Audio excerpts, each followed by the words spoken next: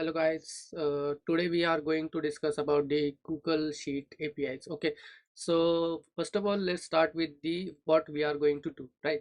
So what is Google Sheet APIs? So let's say we have a Google Sheet and there we have data like there are three columns, ID, name, email, and I want this data in my API as in JSON format. We know the how REST APIs work, right? So when I request the data, I want this data as a response. Okay, and so to achieve this, what we are going to create, we are going to create the Google Sheet API. So let's do that. Okay, so first of all, what we need to do, we need to create one Google Sheet. Okay, so this Google Sheet I have created. This is just a normal sheet. I have not done anything yet. Okay, so this is just normal sheet. There is a name. This sheet name is user. Okay, here is the sheet ID. This is called sheet ID. Okay, just focus on this sheet ID, this name, because we're going to use these keywords. Okay, so well, I created the sheet and then with the fields like ID, name, and email. Okay, so these fields I want in my API in JSON format. Okay, in my REST API. So let's do that. So first thing is what we need to do. We need to create the uh, app script. Okay, go to the extension, look for the app script. Okay, click on it.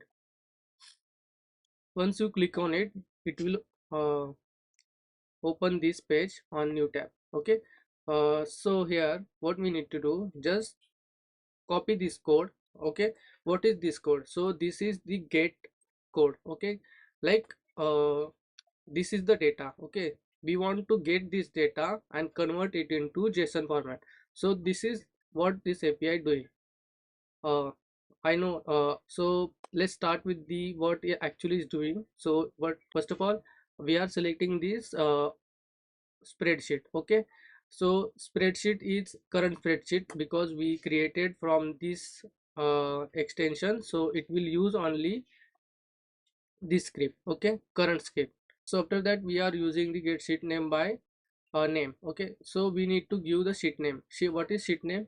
This is sheet name. Okay, this is user over here, so that's why I wrote here user. Okay, so let's go to the other part, and this is just like, well, we know that in the sheet the first row is always the we use as a column, so need we are just not taking that. Okay, so we just uh, loop the data after the first row. Okay, so this is what we are doing here in this sheet, and and this is just the return format. So don't worry, I will provide this code. You just need to copy this code and paste over here and just runs once. Okay, once you run the code, see the execution is completed. Okay, if you are getting some errors, try to in this code you won't get error, but you want to do anything else and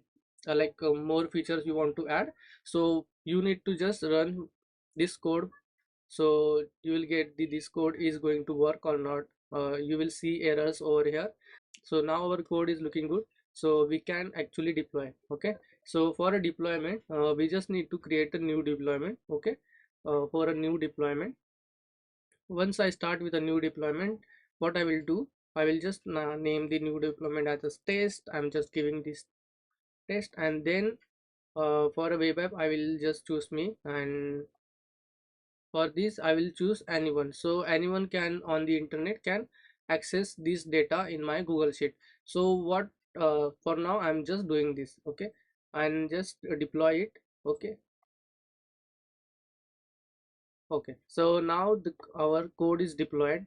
Now it's deployed and we can use it, right? So this is very important ID that we need in our API. Okay, so just copy this, ID. Okay, and done. Now let's go with the VS Code. So in VS Code, I have created one HTML. Okay, I have not done anything. I just created one function here, get data, and just calling that function. In that function, what I have done, API ID. Okay, so this is my API ID. I'm just pasting over here. Okay, I have copied from here, right?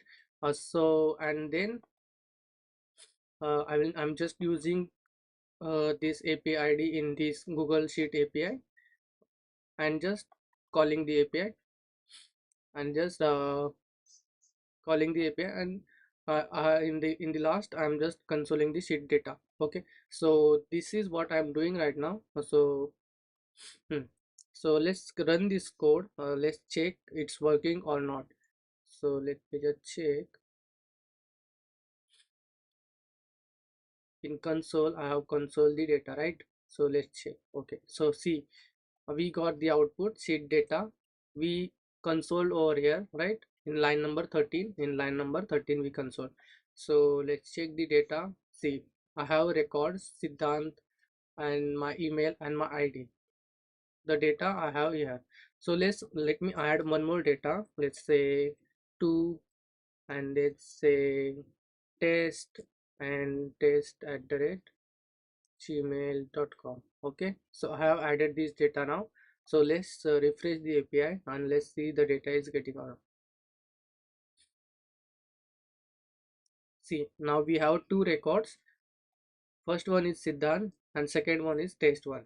So now you can see our API is perfectly fine and is working perfectly. So we can just use this API we for anything. Like let's say I want to create one static website. Okay, so instead of using the static data in that website, what I will do, I will just use the data from this sheet API, right?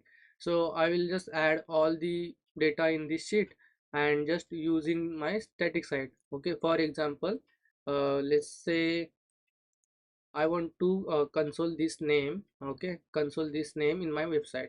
So what I will do, I will just put the document dot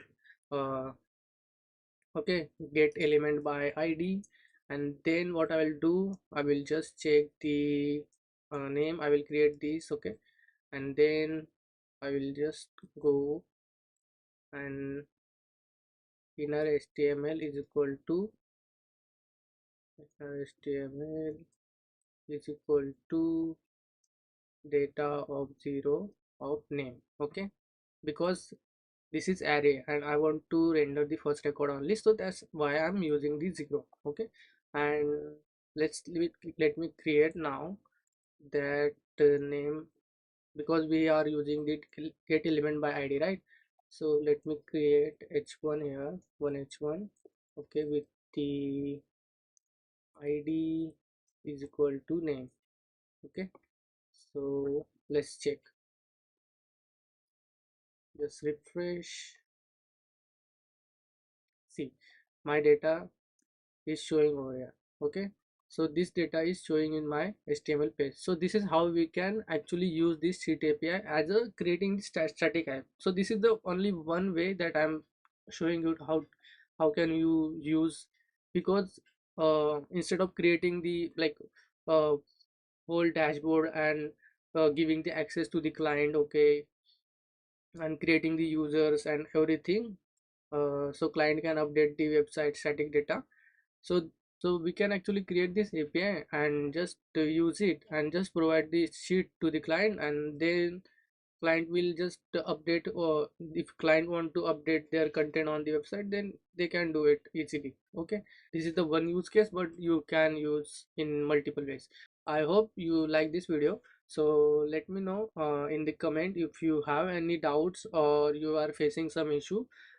Just let me know in the comment. I will answer them. I will try to figure it out.